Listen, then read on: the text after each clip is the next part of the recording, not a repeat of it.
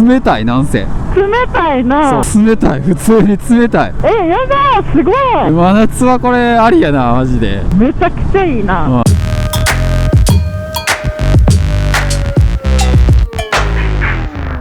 はい、皆様、これから暑い季節がやってまいります。でも我々は勝利しました。こちらの商品をぜひ試してみてくれませんかということでご提供いただきました。ありがとうございます。暑い時はバイクに乗るのやっぱ体力的にもきつくなるじゃないですか。そこでラボーアイスライトプラス、こちらネッククーラーとなっておりまして、なんか去年ぐらいなんか流行ってたんですよね。つけるクーラーみたいなの流行ってたね。そうまさにね、これ首につけるネッククーラーということで、これなんですけれども、全てのアウトドアニーズへ快適な冷却体験をということで、これね全モデルから改良されてですね、これライダーでも使いやすいような改良を施したということで、もうライダー対応になってんねや。そう全てのアウトドアニーズへってことで、もちろんね外で釣りとかねキャンプとか仕事でね、暑い時に使えたりするじゃないですか。でもやっぱバイク乗りのニーズも多かったと。バイク乗りってなると落ちたりとかそういうこともいろいろあったりするんで、今回ちょっとバイク乗りに使いやすいような改良を施しましたので、ぜひ試してみてくださいということでいただいておりますけれども、改良ポイントはさっきも言ったように落下しにくいようにね改良したと。全モデル使ったことないんでどんな感じだったかちょっと分かんないですけど、落下しにくいように改良したのと、あと冷却性能の大幅向上、さらに涼しくなっていると。さらに涼しくなってる。しかもこれ暖房もいけるんですね。あったかくもなんの？はい、プレートをあったかくすることもできて、バイクって暑い時だけじゃなくて寒い時もきついじゃないですか。バイク乗ってて思うんやけど、寒い時って首から冷たい空気入ってくるのが一番きついと思ってるんよ。確かに。なんかさ、電熱グローブとかさ、結構手とか足とかって意外とそういうのになんとかなってたりとかするけど、この首の隙間からさ、なんか冷たい空気入るだけで全身冷えるよ。全部入るもんな、体の中に。だからこれを首に乗っけとくだけで首を温めてくれるから、こいつが温めもしてくれるし、冷やしてもくれるんや。冷やしてもくれるっていう。すごいっていうね、もうびっくりするじゃないですか。これ AI 機能も優れてて、周辺環境に応じて温度とか風量とかを自動設定してくれる機能もついていると。ツーリングとかやったら都会からスタートしてすごい暑かったから涼しい風がねいっぱい出てたけど、山の方行ってこう涼しくなりだしたらちょっと弱まってくれる、そういう変化もしてくれるみたいな。あとアプリもあるんで設定変更できるっていう便利な機能もあると。これ電源ボタンですね、本体で操作する場合は。ツイッター。そうめっちゃ涼しい風来る。風出てますね。青がクーラーでこうプラスマイナスがボタンあるんでね、これ1で2、3とだんだん強くなっていってる、これ結構さ音でも分かりやすいな。3はめちゃくちゃ強い。こう長押しすると白になった。これが AI モードって、この今25度ってなってるんですけど、こうターゲット温度、ここに設定した温度にこう合わせてくれるみたいな。自動で？だからこれが暑いところにおると25度までなるような感じで空気出してくれたりとか、こう25度より下のところだったら止まってくれたりとか。出てないですあんまり。適正の温度なんや。これを長押ししてこう温度を下げていくことによってこう17度にしたいみたいな。するとこのボーを言い出すっていう、AI モードめっちゃ便利かも。手離せないもんな。そう便利。どんぐらいにしときたいみたいな選んだらこれ動いてくれるみたいなね。これがヒーターですね。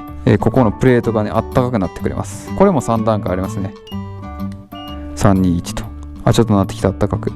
この暖房の方は風出へんねん。風ではなくこのプレートがあったかくなる。これが首の皮膚にぴったりくっついてたらめっちゃあったかい。これマジであったかいのはほんまに全身あったまる感じ、首から。でもう一個がこれ緑。これ風を送るだけなんですけど送風モード。これあんまり使ってないかな。もう暑いんやったらクーラーにしちゃうっていう感じ。風っていうのは吸い込んで出してるだけじゃない？出てる風がその気温に合わせた風？いや別に気温も関係なく、だから暑い空気やったら多分ぬるい感じになるんじゃない？空調服と一緒やね。今現在ここにある空気を取り入れて出してるんや。送風やからね、送ってる風を。なるほど、ただ風が欲しいなって時にクーラーにしたら風とここのプレートが冷たくなる。これがマジで難しいんやけど、冷却のチップが入っててそいつが涼しくしてくれてるらしいんですけど、ペルチェ素子みたいな難しい話になるんで、クーラー状態、ここマジで冷たくなるからプレートが。こっちの方が送風より涼しいからこっち使ってるね、どちらかというと。で単押ししたら消えると。欠点と言えるかどうか分かんないんですけど、外仕事してる時にこれつけてたことあるんですけど、今の段階で気づいてるのはこのボタンの位置っすよね。俺が左斜め下を向くと顎でポチポチ結構押しちゃうあ、それヘルメットかぶってないかぶってない状態で、って話なかぶっててはなったことない。多分かぶってたらちょっとヘルメットがでかいんですよ。だから通り越してね、この先に顎ぐらいがあるから、ヘルメットのね AGV のこの先が通り越してるから押さへんねんけど、生身でつけてると顎で結構ボタンを押してモード変わる。だからもうちょい後ろやったら多分大丈夫かな。この辺りがちょうど顎やね。これは多分個人差による顎の位置顎の長さとか顎の角度によると思う。この辺に顎くる人みたいな。でも切り替えしやすくていいけどな。そう操作するときはしやすくていい。でもこっち側でもいいかなと思うな。ここマジで顎で俺めっちゃ押すんよな。顎で左斜め下向くと結構ピーとか言ってなんかあったかい風になったりとか、あったかいとかあったかいものになったりするから、ああと思ってまた押したりとか。はい、っていうような感じでね、ざっくりこう使い方どういうものかって説明したんですけれども、ツーリングで使ってどうなのかをちょっと試していきたいと思いますので、行ってみよう。レッツゴー。ランページモンキー。今日また涼しかったんでね、なんとオートにするのが一番便利なんですけど、 AI のね AI モードにするのが便利なんですけど、ネッククーラーモードで風そんなにいらないんで C1 っていう一番弱いやつね。おい、どうやってつけんのよそれそうか、ああ、そうなるんか。そうか、ヘルメットかぶってるから上からはいかれへんな。あ、でもかぶっててもつけれんねんな一応。なんか氷つけてるみたいやねんけど。その首に当たるところがアルミのパネルになっててさ、このクーラーによってさ金属って冷えたらやっぱ冷たいやん。それやろうね、多分冷たく感じてる部分え、冷たっ。で、この冷却風も出ると。さあこれでね走ってみますか。やばいかもこれ。風邪ひくかも。なんか怖いな。落ちへんのかな。ちゃんと前キュッて閉めた？閉めてない。閉めてないってか寄せんねんで。その動くやん、くねくね動くやん。どういうこと？動くやん。開いたり縮んだりするやん。うん。それをちゃんと首に当たるとこまでグッてしてる。ゲットしてる。あ、涼しいわ。涼しいっていうか、風はさ、バイクで走ってたら風来るやん前から。うんうん、だから風が来てるなーってのはあんまり分かりにくくなったけど、冷たいなんせ。冷たいな。そう、冷却されてて、で首ってやっぱさ太い血管多いからさ、これで全身冷えるみたいな。確かに熱出た時首を冷やすもんな。うん、冷たい、普通に冷たい。やだー、すごい。今日ちょっとな、別に暑くないからな、寒いみたいな。